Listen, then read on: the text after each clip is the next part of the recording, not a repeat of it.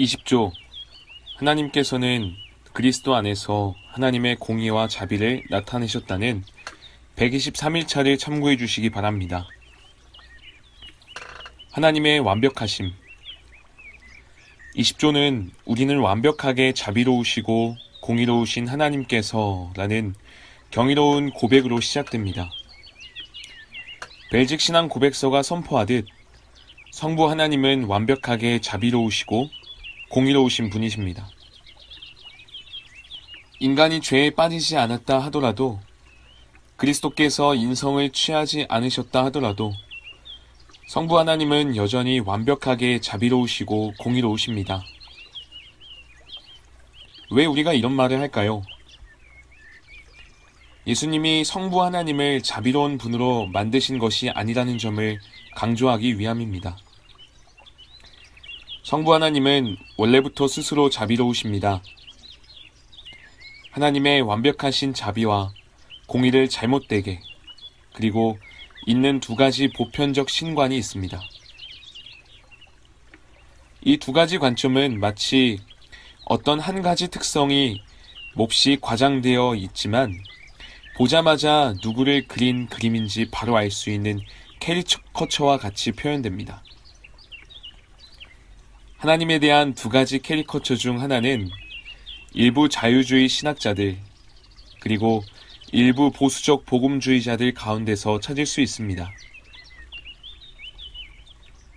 그들이 그리는 막연한 하나님은 오직 한 가지 속성만을 가지고 있습니다. 바로 사랑입니다. 그 하나님은 죄를 미워하지 않습니다. 그분은 아무것도 미워하지 않기 때문입니다.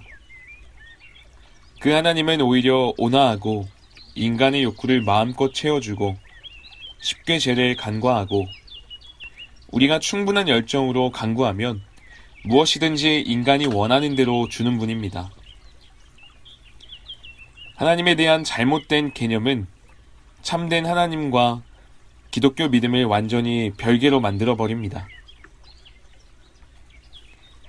하나님에 대한 또 다른 잘못된 개념이 있는데, 이 개념은 위에서 말한 자유주의적 관점이 거의 용납되지 않는 곳에서 주로 많이 나타납니다. 하나님의 진노와 공의를 열정적으로 가르치는 어떤 이들은 하나님의 사랑과 자비에 대한 시각을 놓쳐버립니다.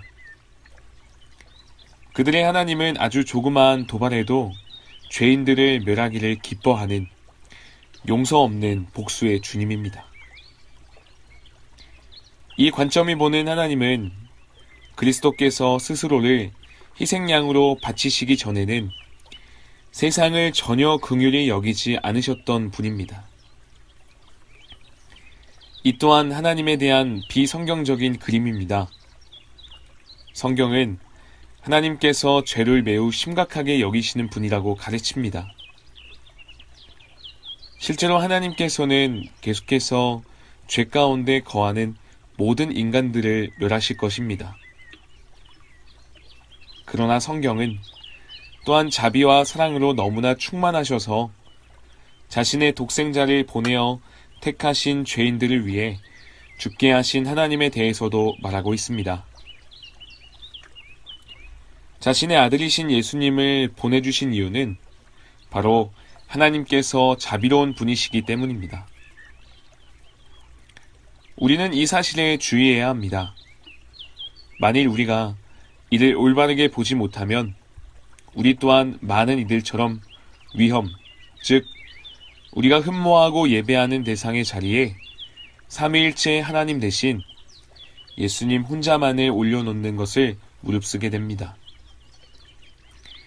죄로 잃어버린 바 된 택한 자들을 위해 중보자를 작정하신 것은 삼위일체 하나님의 사랑에서 비롯된 일이었습니다.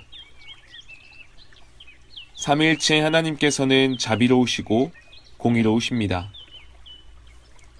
이것이 바로 비밀입니다. 이 진리는 우리의 구원에 있어 삼위 하나님 모두가 같은 뜻을 가지고 협력하신다는 것을 의미합니다.